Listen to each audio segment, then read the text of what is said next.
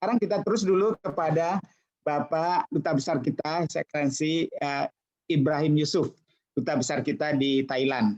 Kami persilakan Pak Ibrahim. Di unmute dulu Pak ya.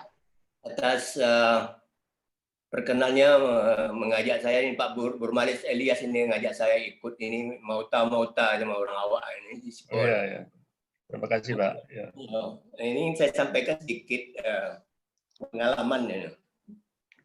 Pertama kalau boleh dikilas balik tahun 2004 balik ya Ibu Retno itu baru menjadi Menteri Luar Negeri. Lalu kita para ini diplomat-diplomat yang sudah pensiun dipimpin Pak Hasim Jalal, namanya Forum Dubes, diundang ke Gedung Pancasila untuk mencarikan masukan-masukan dari kita. Jadi apa yang saya sampaikan pada beliau mungkin saya bisa kutip sini. Pertama yaitu pentingnya manajemen. Manajemen artinya sini adalah governance, tata lola di Kementerian Luar Negeri itu. Good public governance. Di samping kalau swasta kan good corporate governance. And the look to the west. Melihat ke barat, maksudnya ke Indian Ocean, kepada Samudra India itu.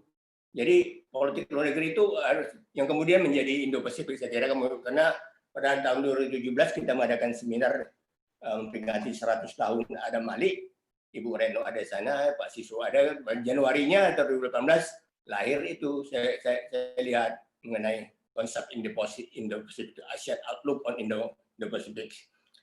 Maka yang governance ini ya prinsip-prinsip dari governance yang disebut disingkat dengan tarif.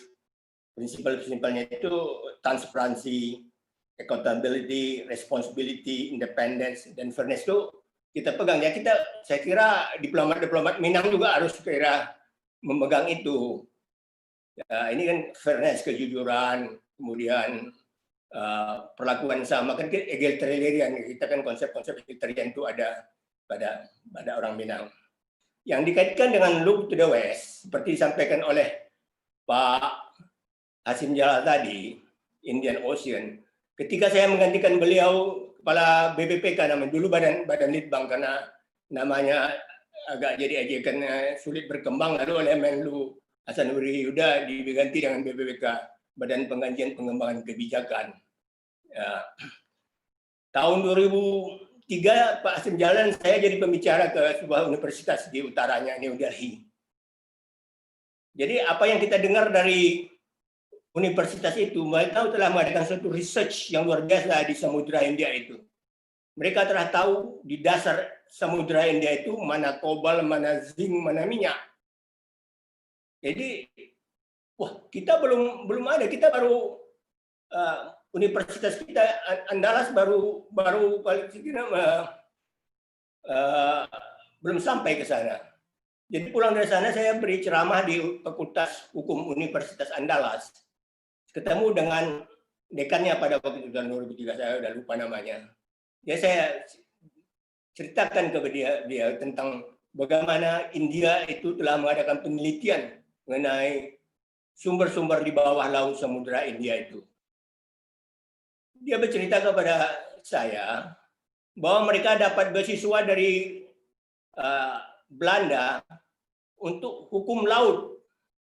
Ada berapa 5 mahasiswa yang dapat. Ya saya bilang jangan semua mengikuti Pak Hasim Jalal, saya bilang mereka. Jangan semuanya menjadi ahli hukum laut. Coba mengenai ahli samudra itu pengadaan penelitian untuk Samudra India itu saya kira difokuskan oleh Universitas Andalas. Maka pada waktu itu saya punya dana, saya kasih 100 juta kepada Fakultas Hukum Andalas memperkuat pusat studi mengenai Indian Ocean itu.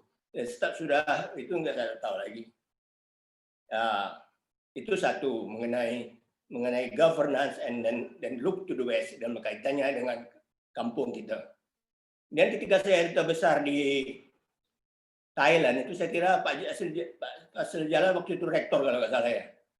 Kita mengadakan konferensi rektor seluruh Indonesia dan rektor seluruh Thailand itu. Di 4 kali itu berturut-turut. Ya, Dirjen Dikti saya waktu itu, Pak. Dirjen Dikti. Jadi mengkaitkan supaya Andalas itu ikut maju bersama universitas di Indonesia lainnya. Karena argumentasi saya pada waktu itu, kalau Thailand sudah bisa bikin gula lebih dikit dari kita, bisa bikin beras lebih banyak dari kita, kemudian mempunyai cadangan devisa yang lebih besar dari kita, sedangkan mereka cuma negara agraris dan pariwisata, sumber-sumber foreign exchange-nya, maka saya kira kita perlu belajar gitu. Argumentasi saya dan itu rektor seluruh Indonesia ikut waktu itu, Profesor Macik dari IPB waktu itu. Jadi artinya bagaimana kampung kita ini ikut dalam mainstream kegiatan-kegiatan nasional. Yang kedua, saya pulang bertemu lagi dengan wali kota Padang waktu itu, Mayor Angkatan Laut, mengusulkan untuk sister city dengan petani, pengembangan kerjasama antar kota Padang. Tapi beliau bilang di sana banyak PSK-nya, tidak jadilah katanya. Jadi saya bilang ya udah itu. Ya, artinya itu yang pertama. Yang kedua, ini saya sampaikan lagi, ketemuan dengan Menteri Luar Negeri Januari yang lalu, Pak Mayarfas waktu itu sekjennya. Saya bicara 2 hal juga, yaitu satu, pentingnya risk policy, risiko dalam konteks geostrategic risk yang akan dihadapi Indonesia ke depan ini. Pada waktu itu belum ada pandemi, tapi persaingan antara Amerika dan China itu sudah mulai meningkat. Jadi suatu risk itu perlu supaya kita tahu mengassessment risiko itu, bagaimana mitigation-nya, bagaimana kemudian memonitornya, dan kemudian menentukan objektif-objektif dari politik luar negeri itu. Saya kira orang-orang Minang akan berperanan juga di sana, sehingga dengan kita mempunyai suatu pengetahuan tentang inherent risk, risiko yang kita hadapi dalam konteks geopolitik, kemudian bagaimana risk response-nya, mengenai effective planning-nya, kemudian mengenai effective methods-nya, kemudian experience and skill untuk menjalankan kebijakan itu. Sekarang dalam konteks risk ini ada agak substantif saya sampaikan. Ada 2 hal yang saya sampaikan dalam konteks persaingan antara Amerika Serikat dan China. Pertama, orang banyak bicara mengenai perang dagang. Tapi sekarang ini lapangan pertempuran, the new battleground antara orang ini adalah perang teknologi. Karena ini baru fase pertama itu perang dagang, tapi kita telah melompat ke suatu yang disebut techno war.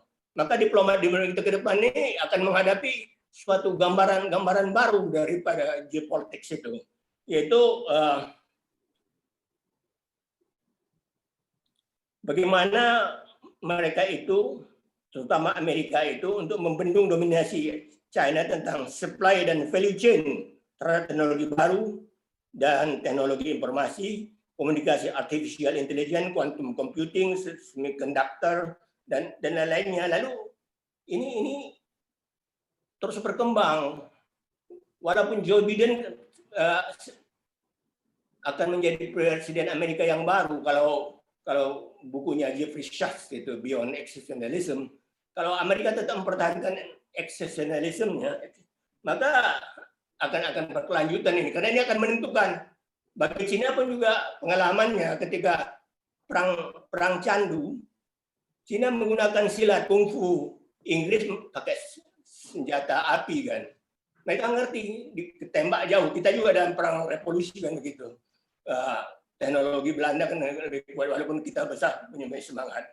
Yang penting adalah dari perang teknologi ini berkembang menjadi teknonasionalisme dan diplomasi.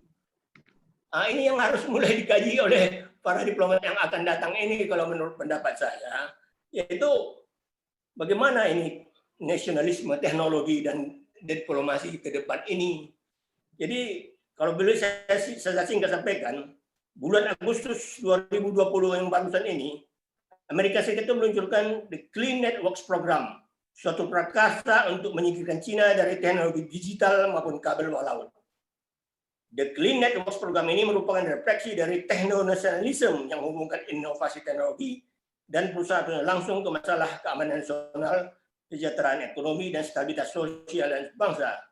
Pada bulan September 2020, kemudian Cina membalas, dia bentuk The Global Initiative Data Security atau disingkat GIDS, suatu proyek dimaksudkan untuk menentukan struktur standar global bagi data security. Tujuan utamanya adalah untuk mencegah negara-negara lain menandatangani The Clean Networks Program di Amerika Serikat. Jadi pertarungan ini, pertarungan nasionalisme teknologi ini dan bagaimana diplomasinya itu kita masing-masing membentuk blok. Kalau dulu kita kan tahunya kan dalam perang dingin itu blok barat NATO gitu kan, kemudian Pakta Warsawa. Tapi sekarang mereka membentuk blok teknologi Wasinar di Amerika membentuknya, dan juga China membentuk sendiri dengan negara-negara yang di bawah pengaruhnya di Asia ini. Jadi mereka memburu blok-blok teknologi, bukan lagi blok-blok ideologi seperti yang dulu. Saya kira ini merupakan tantangan bagi diplomat kita sekarang maupun yang kedua. Kemudian politik lainnya, yaitu yang harus kita mulai lihat itu kemana Cina ini, kebangkitan Cina ini. Saya pernah di kompleks Deplu itu berbicara waktu itu Pak Sinjal lead speakernya, saya kemudian disuruh nimbrung mengenai mimpi Cina. Mimpi Cina ini bukan mimpi tidur di siang hari, bukan, tapi suatu perencanaan nasional kemana Cina ini ke depan dan di mana kita nantinya. Yaitu pada tahun 2020 China akan mencapai namanya well of society. Tetapi karena ada pandemik ini kan dia pertumbuhan ekonominya juga rendah. Tapi akan menjadi besar sekitar 50%. Ini dalam pertemuan Central Committee di Beijing tanggal 26-29 Oktober yang baru lalu. Jadi di situ dibilang oke, kita memang terpukul oleh pandemik. Tetapi kita mempunyai satu strategi baru yang disebut dual circulation, yaitu bagaimana memanfaatkan pasar dalam negeri dikaitkan dengan ekspornya. Jadi ini suatu sirkulasi dua arah itu yang datang ini. Sehingga dengan itu kemudian mereka balik kepada jalur untuk mencapai mimpinya itu, di mana tahun 2025 akan dibikin yang made in China. Semua produk menjadi standar China yang ditentukan nanti pada tahun 2035, 10 tahun kemudian standar China itu. Lalu China itu tahun 2035 menjadi moderately developed country. Nah, ini kita di mana pada waktu itu nanti. Sehingga dengan standar yang tahun 2035 dan dia menjadi itu, China akan mengontrol apa yang disebut hard technology and soft technology. Lalu tahun 2049 China menjadi suatu negara sosialis terkaya di dunia. Kemudian setahun kemudian itu 100 tahun lahirnya ERC itu. Setahun kemudian tahun 2050 China itu mempunyai kekuatan angkatan bersenjata terbesar di dunia. Tentu Amerika kan ini perencanaan ini semacam perencanaan 5 tahun yang akan dicapainya. Tentu Amerika tidak rela kan. Apa saya tadi American exceptionalism itu baik Demokrat maupun Republik saya kira tidak membiarkan mereka itu akan kalah menjadi satu negara superpower. Maka dalam situasi beginilah nanti satu lingkungan yang ke depan ini kajian di Pulau Indonesia, the rise of China and perang teknologi. Kemana? Terima kasih. Baik, terima kasih banyak Pak Ibrahim, sangat jelas dan bagaimana visi ke depan. Nah, cara calon diplomat dan diplomat muda silakan untuk mengambil manfaat dari penjelasan beliau.